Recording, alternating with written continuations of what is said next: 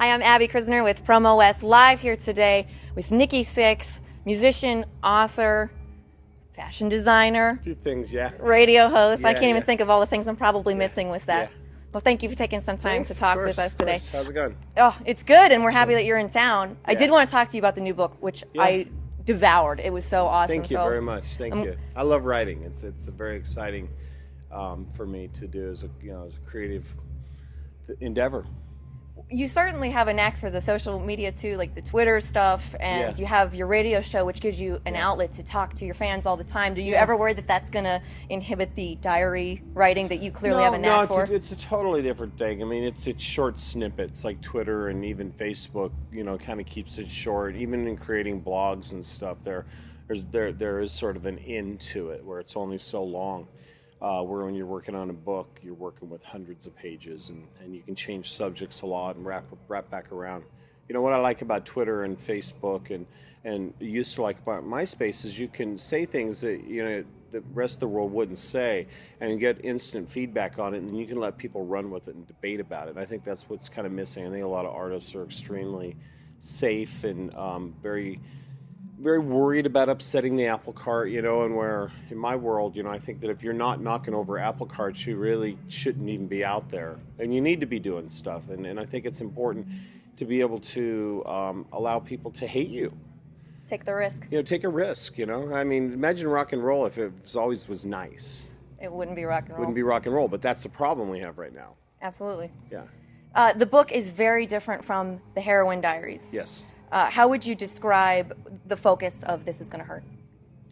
I mean, This Is Gonna Hurt is more of a social commentary for me on sort of what I see right now and what I saw growing up, and where I think that we're kind of at a dangerous spot right now, especially with social media and reality TV, especially people becoming famous for really only for just being famous, for showing up to the right club at the right time. And people will adopt a baby and then be on the cover of People magazine, and that starts to become the focus instead of actually their craft. And that's just one example. It goes on and on and on and on.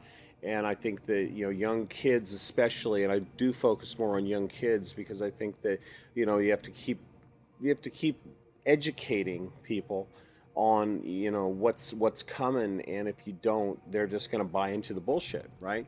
So I get to put my opinion out there, and it really kind of, I'm able to do photography that can be a bit jarring, at the same time can make you sort of look at yourself and realize maybe if I'm a few pounds overweight, or maybe I don't fit the criteria for the high school cheerleader, maybe I'm still beautiful on other levels, and maybe I'm a very creative person, or maybe I'm a very socially conscious person, or maybe I have different things to offer the planet than fitting into this mold that I just don't believe is the only mold.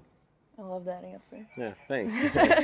Speaking of the social commentary stuff, we just found out yesterday that Amy Winehouse passed away, and after a very public struggle with addiction and also fame. And I think that you would be the perfect person to have a perspective on something like that, because I know people are going to come out of the woodwork and say, oh, well, somebody should have helped her, or somebody should have reached out to her. How would you address that? I don't know the inner workings of that immediate family, meaning her managers and record company, and her immediate family, mother, father, if she had brothers or sisters, I don't know, her band. In all these societies that we have enablers. And these enablers will allow someone like myself, who is a drug addict, to keep using rather than face the possibility of getting fired or pushed to the side. And they just don't want to upset the apple cart. And what happens is people die. And my situation, that's what happened to me, is I had so many close calls that I look back on it and I went, well, why did nobody step up and say, you know what, if you keep using drugs, we're not going to release your records. If you keep using drugs, we're not going to book your tours, et cetera, et cetera. I don't know in her world. I don't know what her struggles were on that level. I know on an addiction level that heroin, alcohol, coke, pills, it's the same. Until you make up your mind that you want to quit, there's no amount of people around you going to get you to quit. I don't know her. I don't really know the story behind it, except for that it's sad that she was a very talented and young person that had a lot to give. And, unfortunately, as cold as this may sound, some have to die so the rest of us can live. We want to wrap up because you have a stage to rock right now. Anything on the docket for 6 a.m. before you go? No touring. We will make another record. Good. We will probably. I know we're going to be releasing a second single. This is going to hurt, and we're going to probably be shooting a video for a third single, which will come out next year. It'll be the first actual video that we've shot for this record. We have a lot of not in the works, but what that is, I don't.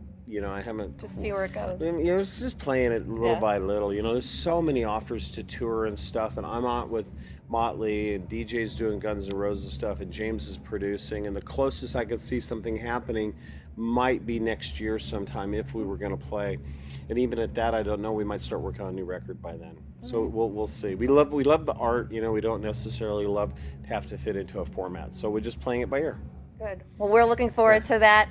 I know you're ready to go, so thank you for taking time with us. Thank you. Enjoy. Thank you. See Nikki you guys. Sixx on Promo West Live.